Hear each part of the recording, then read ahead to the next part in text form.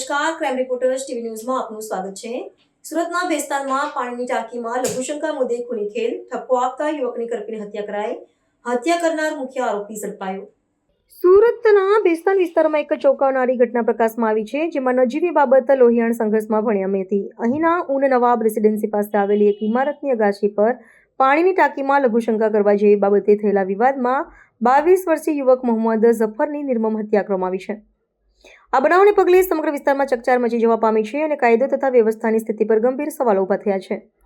ઘટનાની પ્રાપ્ત વિગત અનુસાર એક મહિલા અને તેના પરિવારે અગાશી પર પાણીની ટાંકીમાં ગંદકી કરી રહેલા સોહેબ ખાન અને અન્ય કિશોરોને ઠપકો આપ્યો હતો।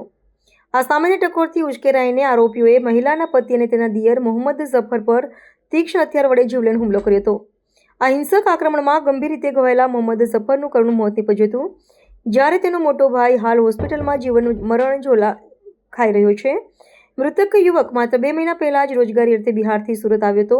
આ ગંભીર ગુનાની જાણ થતાં જ ભેસ્તાન પોલીસે તાત્કાલિક ઘટના સ્થળે પહોંચી તપાસનો ધમધમાટ શરૂ કર્યો હતો। પોલીસે મુખ્ય આરોપી સોહેબ ખાનની ધરપકડ કરી છે અને આ ગુનામાં સંડોવાયેલા કાયદાના સંઘર્ષમાં આવેલા કિશોરોને પણ ડિટેન કરવાની કાર્યવાહી હાથ ધરી છે। સુરતમાં છેલ્લા 3 દિવસમાં હત્યાનો આ ત્રીજો બનાવ હોવાથી પોલીસની કામગીરી સામે પણ લોકોમાં રોષ જોવા મળી રહ્યો છે અને આરોપીઓ સામે કડક સજાની માંગ ઉઠી છે। ગઈ તારીખ 2/1/2026ના રોજ ભેસ્તાન તિરુપતિનગર બજરંગી બિલ્ડિંગ છે, કાલીપીચ રેલવે ફાટક પાસે આવી છે। ત્યાં ગઈકાલે સાંજે 5 વાગ્યાના સુમારે આરોપી જે એક શોએબ રઈસ ખાન પઠાણ, એની ઉંમર છે 18 વર્ષ 11 માસ, તથા અન્ય 4 કાયદાના સંઘર્ષમાં આવેલા કિશોર ફરિયાદીના ધાબા ઉપર પતંગ ચગાવવા અને રમવા માટે ગયેલા હતા।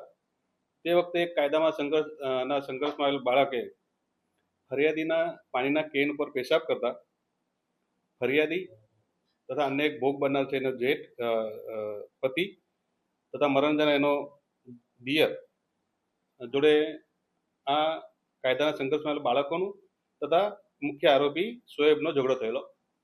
મારામારી દરમિયાન મુખ્ય આરોપી શોએબે મરણ જનાર ને છાતીના ભાગે ગંભીર ઈજાઓ પહોંચાડેલી અને જે ભોગ બનનાર છે એને પણ ઈજાઓ પહોંચાડેલી અને એક મર્ડરનો બનાવ પામેલ એની સૌપ્રથમ જાણ કંટ્રોલ રૂમમાં થતાં ભેસ્તાન પોલીસ, GIDC પોલીસ તાત્કાલિક એક્શનમાં આવેલી, સ્થળ વિઝિટ કરેલી। મેં પણ જાતે સ્થળ વિઝિટ કરેલી સાંજે અને ફરિયાદીની ફરિયાદ લઈ કાયદેસરની કાર્યવાહી કરી।